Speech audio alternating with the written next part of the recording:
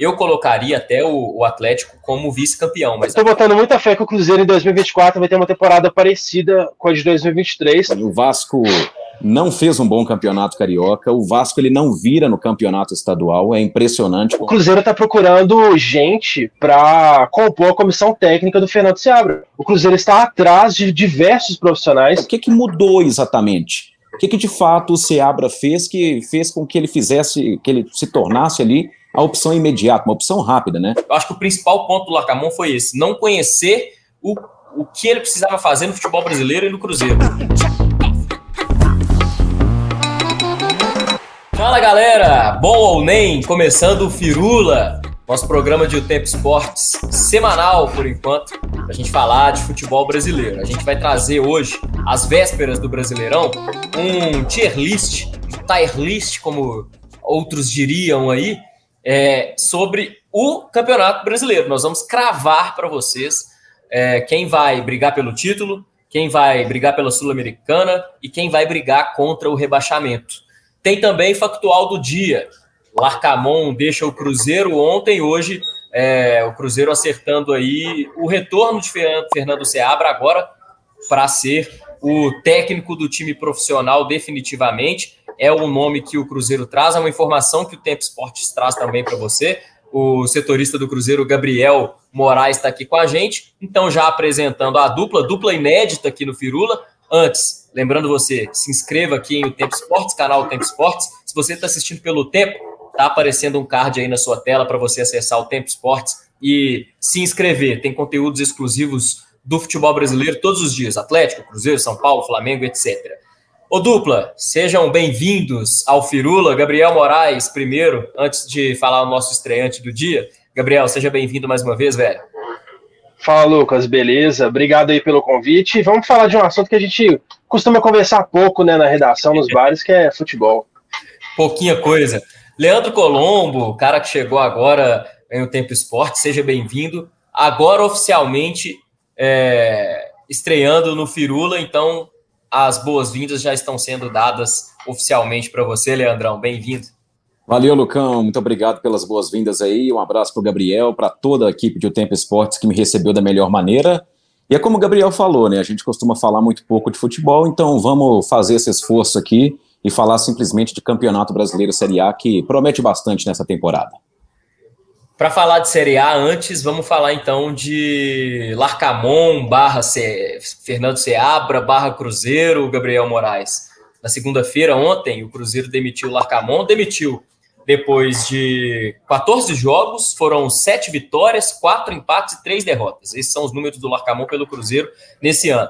Só que as 3 derrotas para o Larcamón foram 3 derrotas que pesaram muito, né? Você tem, por último aí, perdeu a final para o Atlético, numa final de Mineiro que o time tinha vantagem de jogar pelo empate, tinha o jogo na mão depois de fazer 1-0, depois de vir de uma final que o Larcamón mesmo escalou mal o time, né? Na finalíssima ele faz trocas ruins durante o jogo, isso pesa muito na avaliação, né, da SAF. Tem a derrota vexatória na Copa do Brasil, que ele é eliminado na primeira fase da Copa do Brasil pelo Souza, da Paraíba. E tem uma derrota para o América dentro do Mineirão lotado também. São as 3 derrotas do Larcamón, além de alguns jogos que ele mostrou que não conhecia muito do futebol brasileiro, principalmente, ou que pelo menos não estava muito disposto a conhecer muito de como a dinâmica funciona dentro do Cruzeiro, dentro do futebol brasileiro. Insistiu com caras que não estavam rendendo muito, Gabriel, e parece que isso pesou muito para demitir o Larcamón ontem. E Fernando Seabra pode estar chegando, né? Traz aí primeiro a informação e sua opinião também, Gabriel. Pois é, Lucas. O Fernando Seabra, na verdade, ele volta para o Cruzeiro, né? Porque vamos fazer um panorama geral aí sobre a era Ronaldo no Cruzeiro.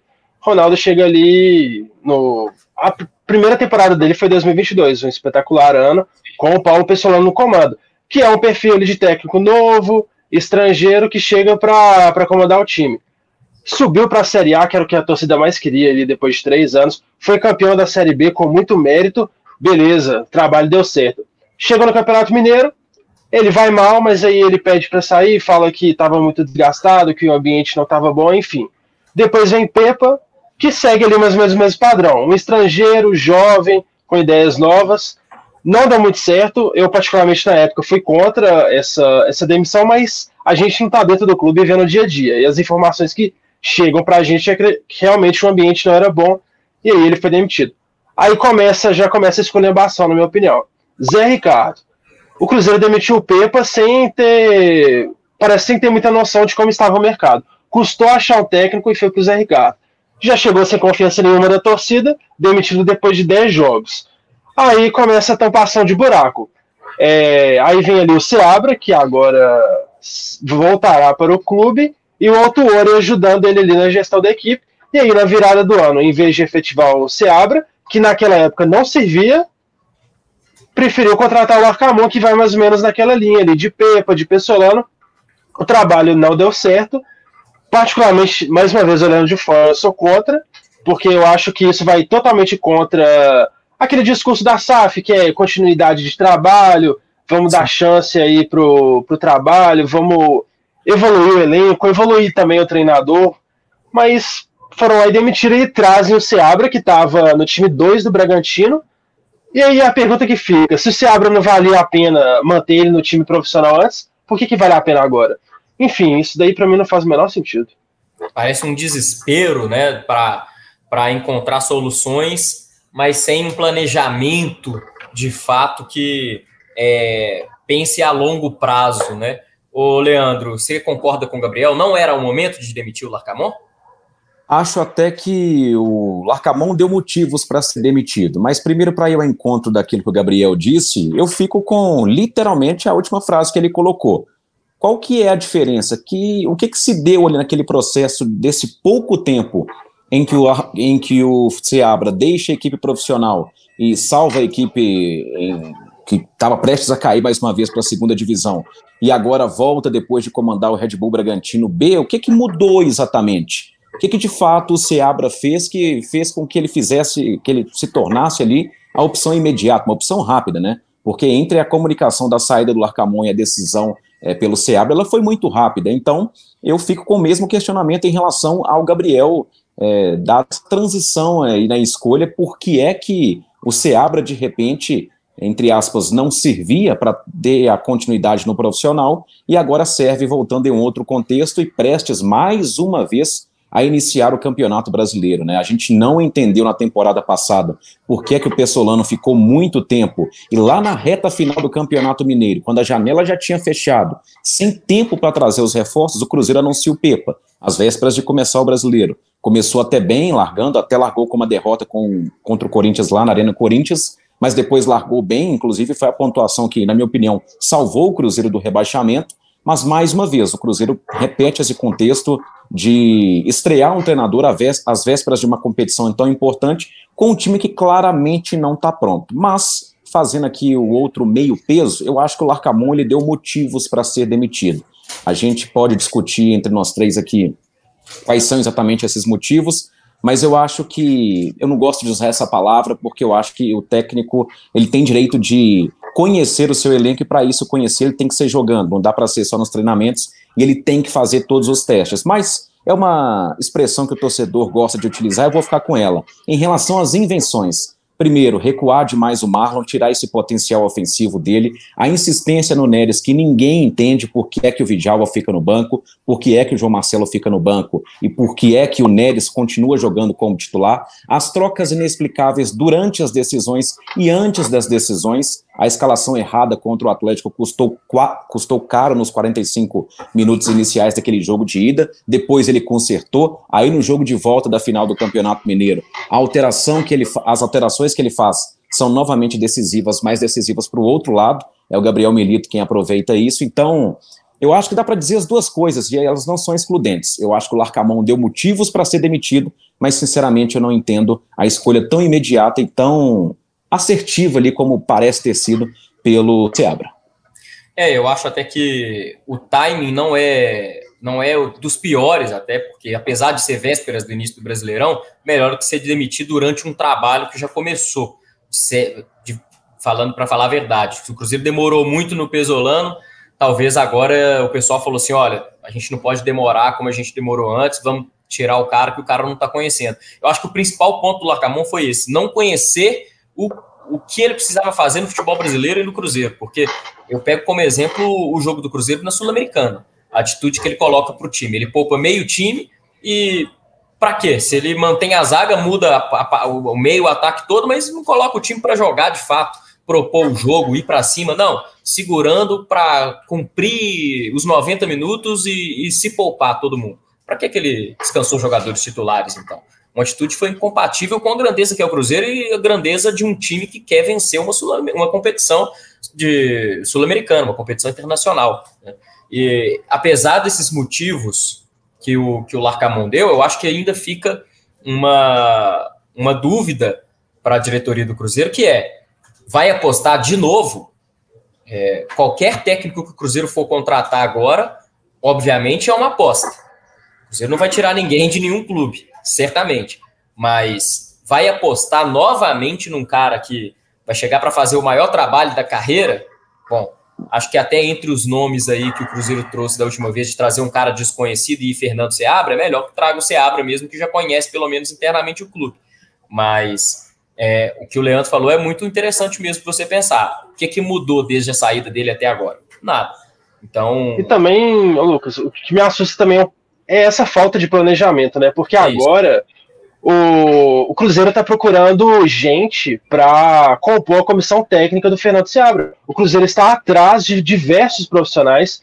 A gente até publicou reportagem no Tempo Esportes falando que o ex-zagueiro Cris, que mora na França há anos, estudou muito tempo para ser treinador e tal, ele foi um dos procurados para ser um desses auxiliares. O Cruzeiro está correndo atrás desse pessoal, ou seja, não teve nenhum planejamento. E o Cruzeiro está correndo atrás desde domingo à noite, após a perda do título mineiro. Isso não é uma coisa que já vinha se desenhando. Ali parece que o clássico foi a gota d'água. Perdemos o clássico da maneira que foi, vamos demitir. Aí agora vamos ver como que vai ser esse decorrer de temporada. Vamos atrás de um profissional que dê para salvar isso. E está fazendo um adendo também sobre esse negócio de troca de técnico. Tem gente que acha que o momento não é o ideal. Mas no último Firula que eu participei, foi ali na época do Filipão, no finalzinho do Filipão, sendo demitido. Gente, o Atlético trocou de técnico antes da final do Campeonato Mineiro. E o Milito estreou ali com goleada, sendo campeão mineiro e também com goleada na Libertadores. Ou seja, tem vezes que dá certo, mas também tem vezes que não dá certo. É isso, gente. Fechando esse assunto, vamos agora para a nossa listinha aí do Brasileirão. Você que está acompanhando a gente antes, inscreva-se em O Tempo Esporte, pessoal. Em Tempo Esportes, nosso novo canal aí, exclusivo de esportes. A gente vai colocar na sua tela, vou colocar na sua tela aí. Lucas. Oi, diga. Só para passar aqui que eu estou realizando um sonho extremamente pessoal, tá? Porque eu vejo aquelas tier list dos influencers e tal. Eu ficava pensando quando é que eu seria convidado ali para fazer parte de uma tier list. Então, obrigado pela oportunidade. Eu estou realizando um sonho profissional, que é eu mesmo mexer ali os escudos ali e colocar nas posições que eu acho que... Então, eu estou realizando um sonho, você não tem noção da minha felicidade aqui. Estava ansioso por isso. Que honra participar desse momento, então. Momento histórico para o futebol brasileiro. Porque eu não queria participar sozinho, entendeu? Eu não queria, eu Sim. mesmo monto e coloco qualquer hora no meu Twitter. Não, a graça é você debater e tal. Eu queria discutir, então agora estou ansiosíssimo por esse momento. E o povo gosta disso aqui, né? E a gente fazer deve ser mais legal ainda do que assistir. Exatamente. Aí a sua tier list aí, pessoal, na sua tela aí do YouTube. E aí o negócio é o seguinte, a gente separou em 4 partes aí o Campeonato Brasileiro. Um G7, aí você fala, G7 é G6, 6 times que vão para a Libertadores. Mas todo ano tem aquele brasileiro que ganha a Copa do Brasil, obviamente. Aí volta um e ganha a Libertadores, aí vai o outro e ganha Sul-Americana. Esses caras estão entre os 6 primeiros. E aí o G6 vira G7, G8, G9, até G9 pode virar. Então a gente pegou e colocou aqui um G7, porque pelo menos a gente está considerando que o campeão, pelo menos da Copa do Brasil, vai estar entre os 6 primeiros, os 7 primeiros aí da tabela. Até mesmo porque tem muito time bom para disputar a vaga em Libertadores e até para disputar título.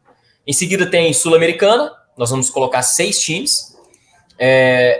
Briga pelo Z4, né?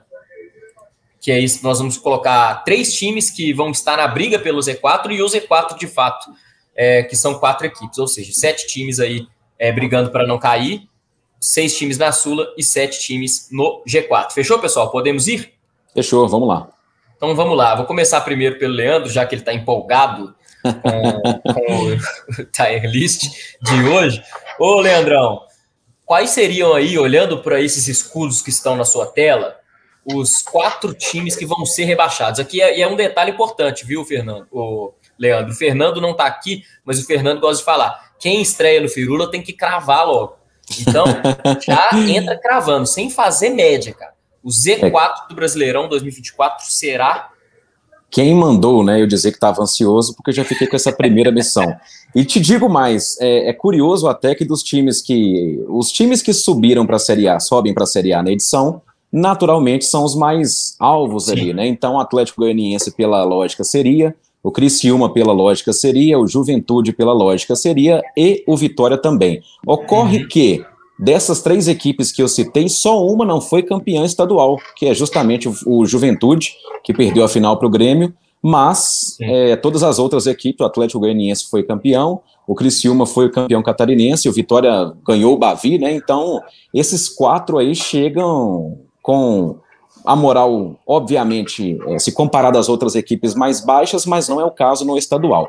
Mas, se eu tenho que cravar, vamos lá. Eu acho que o Atlético Goianiense vai lutar forte, então... Eu vou puxando aqui enquanto você fala. Isso, já pode puxar. O Criciúma, apesar de eu até particularmente ter uma certa admiração pela banda Carvoeira, eu acho que para 38 rodadas de campeonato brasileiro, a coisa é muito séria. Em respeito também ao professor Roger Machado, né, que tem até bons trabalhos, conseguiu fazer uma final digna contra o Grêmio, mas eu acho que dificilmente o contratou até bem por ser Criciúma. Contratou bem. Sim, exatamente. O Bolásio, né, ex-Everton, ex-jogador da Premier League. Então, Mateuzinho do América em vias de ser, pode ser até que, né, durante a gravação aqui já tenha sido anunciado, mas enfim, eu acho que para 38 rodadas de Campeonato Brasileiro a conversa é mais embaixo. Então, Criciúma. O Juventude também pode colocar, Lucas, para mim, acho que não tem como fugir. E aí vai a minha grande aposta, digamos assim. Eu tô com vontade de cravar e de viralizar. Então, eu só não sei se essa viralização vai ser positiva ou negativa. Eu acho que eu sei quem que é, hein? Eu também acho. É mesmo? Agora eu quero saber depois a resposta de vocês para saber se é surpresa ou não. É esse mesmo, aqui, Lucas. Esse mesmo. Aqui, ó. Vasco da Gama? Vasco da Gama, é isso, né? Vasco da Gama. Então, assim, o Vasco não fez um bom campeonato carioca, o Vasco ele não vira no campeonato estadual, é impressionante como ele não consegue dar uma resposta positiva quando as coisas parecem se tornar positivas para ele mesmo, né? Tem o Payet, o Ramon Dias fazendo um ótimo trabalho, mas o Vasco simplesmente não vira. Não acho que fez grandes acréscimos para essa Série A, não acho que Rossi, por exemplo, ali... Janela muito ruim, tá? Muito ruim da equipe do Vasco, então, por começar o campeonato pressionado, por não ter dado uma resposta nesta temporada... Por perder 2 grandes jogadores por lesão, Paulinho e Jair. Exatamente, não volta, acho que nem na temporada, né, Lucas? Perigoso não voltarem mesmo. Pois pelo menos não 6 meses. Pelo menos, vamos colocar pelo menos 6 meses. Estamos em abril, já acabou, né? Então, outubro, dezembro, janeiro ali é papo de fim de ano. Então, eu vou, infelizmente, colocar o Gigante da Colina. Vai ser a minha grande aposta aqui no Firula. Então, infelizmente, para a nação vascaína, estou apostando que o Vasco não permanece na Série A. E eu acho que é um pouco inevitável, até porque os times que subiram, inclusive, se reforçaram com algumas peças interessantes aí para essa temporada, né? Você tem o Vitória, por exemplo, que subiu de maneira muito interessante. E Lucas, um adendo rapidinho, para eu completar esse quarteto aí, a lógica seria o Vitória, mas o Vitória já tem um trabalho há muito tempo com o mineiro Léo Condé, aliás, ótimo treinador, tem muito potencial. Na redação ali, quando estourou que o Larcamão foi demitido, até falei, vai ser o Léo Condé, hein, mineiro, já conhece o Cruzeiro, enfim, mas acabou, claro, que é um outro patamar ali de treinador, poderia até ter sido, mas o Vitória, além de ter ganhado o Bavi, tem um trabalho mais longevo que eu acho que faz muita diferença. E vai ser difícil ganhar do Vitória lá no Barradão, né? Ô, Gabriel. Tem um ótimo histórico lá. E ainda tem o Juventude, você está falando de contratação, o Juventude tem o Gilberto, que foi a maior decepção do Cruzeiro no ano passado e está sendo o artilheiro do Juventude. E, gente, vocês estavam comentando sobre o Vasco, vocês falaram só do campo, né? Porque se você for pegar o extracampo de São Januário, eu afirmo que é o clube mais vaziado que tem no futebol brasileiro, né? Concordo. O Vasco começou a se atrapalhando demais fora de campo, e a relação da 777 com a associação, com a galera que trabalha no futebol do Vasco é algo que está transparecendo já com o Pedrinho, né, com o próprio Alexandre Matos que saiu, é algo que já é transparente para todo mundo, que é uma relação muito desgastada, uma relação muito complicada, e isso é muito ruim para o planejamento de uma equipe, né? Ô, Gabriel, você concorda com esse Z4 aí? Para a gente seguir? Concordo 100%, viu? Ih, era exatamente esse. Quando o Leandro começou a falar, eu tava olhando aqui, ele escolheu exatamente os mesmos que eu escolheria. Moral. Eu vou então, só trocar se eu viralizar negativamente, vocês vão junto comigo. Eu vou só trocar Estarei lá com você. Não, eu estou junto, eu sigo com vocês nessa. O Vasco também acredito que é forte candidato para cair esse ano.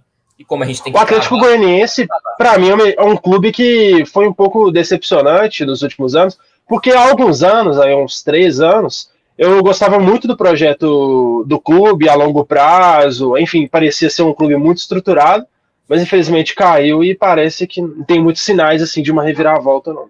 Sim. Ô, Gabriel, agora para a gente seguir então, já que você comentou do Atlético Goianiense, quem para você quais serão aí, na verdade, os 3 clubes que a gente vai colocar aí, na sua opinião, que vão brigar para não cair? Aqueles times que, mais do que brigam por vaga na Sul-Americana, brigam para não cair. Para a gente selecionar 3 aí, olhando para os escudos. Eu acho que podemos colocar então o Vitória, né? Que o Vitória, como o Leandro falou, é aquele time que sobe, veio da Série B, mas está mostrando um bom trabalho aí com o Léo Condé, mas a gente sabe que ele vai ficar lá em cima na tabela, então a gente pode colocar aí.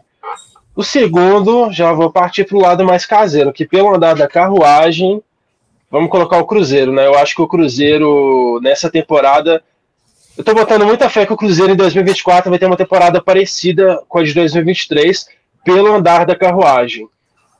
Tem ali algumas peças boas, acho até que reforçou o time em relação ao ano passado, mas vai capengar esse ano, vai dar umas escorregadas e vai ficar ali 15º, 14º, enfim, é a minha teoria aí para esse ano de 2024. Pô. Agora o bicho pega. A gente tem Fortaleza, Cuiabá. Eu vou colocar o Cuiabá, mas eu vou colocar o Cuiabá, mas eu ficaria também, e aí seria uma polêmica grande. Botafogo. Eu acho que o Botafogo do ano passado, mas são 3, né, mesmo? São três. Ah, sim.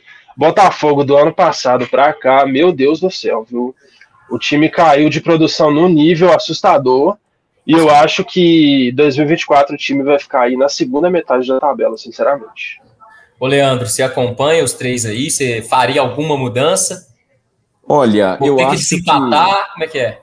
Não, eu acho que não precisa desempatar, mas com o adendo de que, atenção, colocaria 2 equipes aí em especial que poderiam entrar nesse bolo. Eu vou ficar com o Gabriel também, até para puxar a sardinha que ele já puxou da zona de rebaixamento, vou puxar de volta e deixar os que ele manteve, mas só fazendo um adendo aí, tá, Lucas? Eles vão fazer parte do próximo pelotão, mas para mim, o Fortaleza não dá bons sinais na temporada, apesar do trabalho longevo do Juan Pablo Vojvoda, então acho que poderia figurar nessa lista aí, e o nosso Bahia, se não for para frente com o Rogério Ceni, apesar dos ótimos investimentos que fez, eu vou te contar, para 38 rodadas de Campeonato Brasileiro é meio complicado. E até nesse bolo poderia entrar o Red Bull Bragantino, que não começou bem também a temporada. Contratou mal. Eu falei 2 aí, né, mas acaba que são 3 times que poderiam estar nesse bolo aí. Mas eu acho que abaixo desses 3, tô com o Gabriel, acho que Cruzeiro, Vitória e Cuiabá tem que prestar mais atenção no campeonato. E o Cuiabá, aquela coisa, né? Todo ano a gente coloca como candidato sério para cair, tá ficando. Graças a Davidson, arruma ali os seus bons jogadores, mas é um outro nível. Ainda assim é uma diferença muito grande. Muito grande, né? exatamente. Entre principalmente os concorrentes na briga pelo Z4. Na edição passada até se salvou com um pouquinho de antecedência, mas ainda assim lutou lá até o final. Eu trocaria só uma coisa para a gente seguir rapidamente, nosso tempo também não estourar muito. Eu só trocaria, sinceramente, o Cruzeiro pelo Red Bull Bragantino, justamente pelo que o Leandro comentou, ou então pelo Bahia. Eu acho que o Cruzeiro ainda nessa loucura toda interna dentro do clube, de troca de treinador e do time ainda não ter jogado aquilo que pode, porque tem jogadores tecnicamente melhores, ainda assim, tem jogadores tecnicamente que podem render mais, na verdade, ainda assim eu acho que o Cruzeiro sai um pouco na frente de Red Bull, Bragantino e Bahia. Por quê? Tem um time melhor que o Bragantino, e o Bragantino começa esse ano de 2024 com um plantel pior do que terminou o ano passado, o Bahia por desempenho mesmo até aqui, contexto até aqui, e o técnico Rogério Ceni. Mas o Cruzeiro tem, de fato, essa questão da troca de treinador, que hoje, é claro, a gente está montando essa tier list aqui pensando no contexto atual, hoje. Claro. E hoje o Cruzeiro está num momento mais conturbado mesmo para brigar pelo Z4, né? Já puxando, Leandro, já que você terminou, você falar sobre Sul-Americana, eu já vou colocar aqui, então, os times que podem, que a gente vai colocar como vaga na Sul-Americana, mas podendo brigar também para não cair, que isso. A gente citou Bahia, Bragantino e Fortaleza. Exato. Certo? Até porque com G7 aí, vaga para Libertadores para Sul-Americana, acabam que sobra ali 2 ou 3 times, né? Que não vão para competições. Hoje em dia, ou é rebaixado ou vai para competição internacional. Eu então, costumo brincar justamente uma linha muito tênue. Eu brinco justamente com isso, viu, Gabriel? No Campeonato Brasileiro a gente tem campeão, rebaixado e aqueles que permanecem. Então é basicamente isso a divisão do Campeonato Brasileiro. É exatamente isso. Esse meio do campeonato é sempre uma bagunça só. É o mais difícil de prever. Isso é o mais legal, isso é o mais legal também. Essa imprevisibilidade. E aí, Leandro, para você, os outros 3 aí que vão pegar a Sul-Americana, que isso seria uma conquista para esses times, a vaga na Sul. Esse mesmo que você acabou de passar o mouse aí é outro que a gente não fala pela grandeza, mas não teve um bom desempenho no Campeonato Paulista, não foi sequer as fases decisivas de mata-mata. Chegou lá o Antônio Oliveira, que é um bom treinador, gosto bastante, inclusive o Cruzeiro procurou, né, foi um dos sondados pelo Cruzeiro, o Gabriel pode depois confirmar isso ou não, mas tem lá o seu potencial, mas acredito que pela grandeza a gente acaba que não cita, mas é um time que tem um fortíssimo potencial. Então o Corinthians eu adicionaria aí o Botafogo, né, Lucas? O Botafogo aí sim, ele vai figurar nessa lista, e aí faltou mais 2, correto? Isso.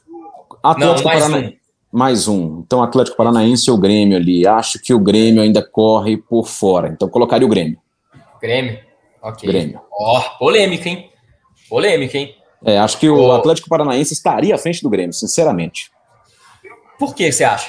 Um elenco mais equilibrado. O Grêmio tem uma linha de frente muito boa, mas defensivamente eu acho que o Grêmio há de sofrer bastante. Kahneman, Jeromel, peças que não estão mais no mesmo patamar, né? Fábio, enfim. Tem um bom meio-campo e um ataque interessante, mas acho o elenco do Grêmio muito desequilibrado, sinceramente. Pegando até pelo ano passado também, eu acho que a chegada do Grêmio ali terminou como vice, né? Não tô doido, não. Ano passado. Me surpreendeu bastante. Se você for olhar o conjunto do Grêmio, nunca achei lá essas coisas. Era um elenco ali comandado pelo Luiz Soares, um ataque só chegou de bastante qualidade, mas eu sinceramente não acho o elenco isso tudo. Acho que o Furacão tem um grupo melhor. Concordo. E o Grêmio só chegou onde chegou por causa de só um cara aí que até tem um bom potencial, um bom jogador, que chama-se Luizito Soares. Então, um pouco fraco, talvez. Mas olha, exatamente. Eu vou discordar dos dois, viu? Eu discordo olha dos dois. Vou manter essa aqui, vou até mostrar para o pessoal que eu vou manter aí a nossa Sul-Americana com Grêmio, Botafogo, Corinthians, Bahia, Red Bull Bragantino e Fortaleza. Mas eu discordo do Grêmio. Eu acho que o Grêmio está à frente do Atlético Paranaense. Por causa de um cara chamado Renato Portaluppi, que sabe muito bem como jogar um Brasileirão. E vejo o Atlético Paranaense hoje com um time menos regular que o Grêmio. Acho que a defesa do Atlético Paranaense, assim como a do Grêmio é ruim, mas acho a defesa do Atlético Paranaense muito abaixo da média. O Atlético Paranaense precisa de um outro meio de campo, só o Zapelli não dá, precisa de um outro 10 mais regular que o Zapelli e de um ponta também que seja mais confiável. Eu acho que sem esses 3 pontos aí no Atlético Paranaense esse ano, vai ser difícil beliscar uma Sul-Americana, na minha visão. Tem reforço para chegar no meio do ano, então vamos aguardar também, né? Mas é o único ponto que eu discordo de vocês, mas manteremos 2-1 aqui, né? E Lucão, só para jogar a responsabilidade para você, tá? É que você é quem define a divisão e você quem está fazendo aí a quantidade que cabe em cada potinho. Mas para mim, para começo de conversa, iria no máximo com 3 equipes lá para o primeiro, tá? Então, nesse bolo aí, junto a São Paulo e junto a Grêmio e essas outras equipes, eu colocaria mais 4 times aí. Então, só colocaria 3 lá em cima, mas tudo bem. Porque aí a gente vai terminar uma discussão sobre briga por título também. No finalzinho aqui a gente vai ver. Porque aí sobraram aqui o nosso G7. Eu já vou jogar aqui, mas aí nós vamos discutir a ordem desse G7. Vou jogar perfeito. aqui. Aí sim, agora eu tô mais à vontade, estou mais confortável. Não, porque colocar o São Paulo nessa primeira prateleira aí, eu não colocaria. É isso. Então vamos com você mesmo, Leandro. A ordem do seu G7, do sétimo ao campeão. Então vou dividir com o Gabriel, vamos fazer que eu vou dividir com ele. Começo pelos últimos ali, pode colocar o São Paulo, por favor. O São Paulo. O Atlético Paranaense. Só uma... Estava até fora aqui da listinha para o pessoal ver. Só para a gente falar, né? O São Paulo fazendo uma temporada também péssima, né? Sim. Temporada muito abaixo do que a gente esperava, ainda mais com o Thiago Carpini. Até começou bem, né? Porque quebrou o tabu na Neoquímica Arena, depois até venceu o Palmeiras num jogo que terminou 0-0 no tempo normal, depois ganhou nos pênaltis a Supercopa, com o Rafael sendo decisivo aqui no Mineirão, mas muito pouco ainda para papo de título. Então pode colocar o São Paulo, Atlético Paranaense. Ô Gabriel, depois se você discordar em algum ponto, você fala aí. Não, até o momento é isso mesmo. Boa. E só para empatar, então, são 7 times, né? Isso. Deixa eu colocar só mais um, então, acho que mesmo com o Fluminense sendo o atual campeão da América, não vejo o Fluminense iniciando a temporada do mesmo jeito, então arrastaria o Fluminense ali para essa posição. Agora é papo de gigante, eu deixo tudo com o Gabriel. E aí, Gabriel? Agora acho que pode colocar o trio. Quarto lugar, Internacional. Sim. Aí pode colocar o Atlético. Boa. E para mim vai ficar assim, eu acho que todo ano fica nessa, né, ali entre Palmeiras, Flamengo e Atlético. Acho que esse ano o Atlético sai um pouquinho atrás, e entre esse duelo aí de gigantes entre Flamengo e Palmeiras, eu acho que o Flamengo esse ano com o Tite recuperou um pouco daquele belo futebol ali que a gente via em 2019, principalmente. Eu acho que esse ano sai um pouco na frente do Palmeiras, e para mim é o grande candidato ao título do brasileiro, Lucas. Leandrão, Flamengo campeão, Palmeiras vice, Atlético terceiro lugar. Segue o Gabriel aí, a opinião do Gabriel? Sigo o Gabriel. Acho que o Flamengo com o Tite, simplesmente assim, vai ser muito difícil tirar esse título do Flamengo, sinceramente. Não que favoritaço, né? A gente sempre fala, o Flamengo é favorito todo ano, mas é mesmo. O Flamengo é o único time no Brasil que tem 2 elencos mais ou menos no mesmo nível. Né? No mesmo nível exato não vai ser sempre, porque nem os maiores clubes do mundo têm esse mesmo nível, mas continuo achando que o Abel Ferreira e o Palmeiras e toda a sua trupe vão continuar sendo incômodo de qualquer jeito. Um clube que eu faria um asterisco aí nesse campeonato brasileiro é o Internacional.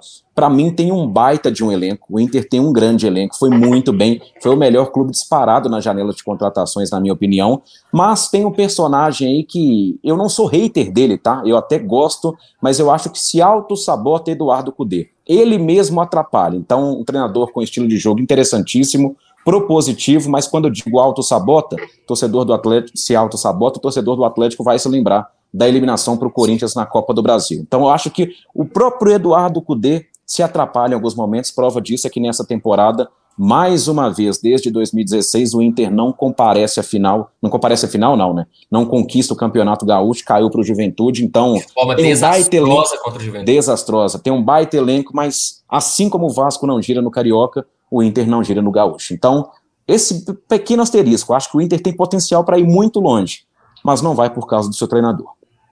Eu concordo com vocês nessa tier list aqui. Acho que a gente conseguiu encontrar um denominador comum, embora eu estou tentado a colocar o Atlético como vice-campeão, tá?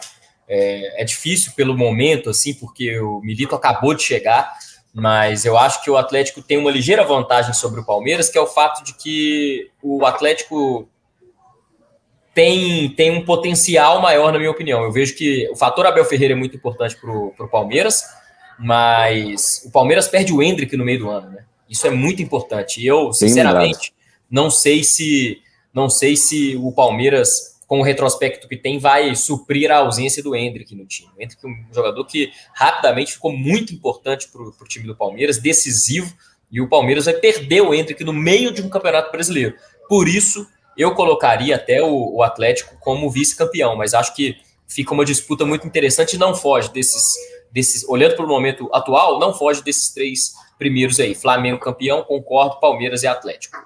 Então, só para dar uma passada aqui, para a gente finalizar, tá aí nossa tabela do Brasileirão, a gente cravou, podem tirar print e depois cobrar a gente. Tá aí o @ do Instagram de todo mundo depois para vocês, vai estar aí na tela.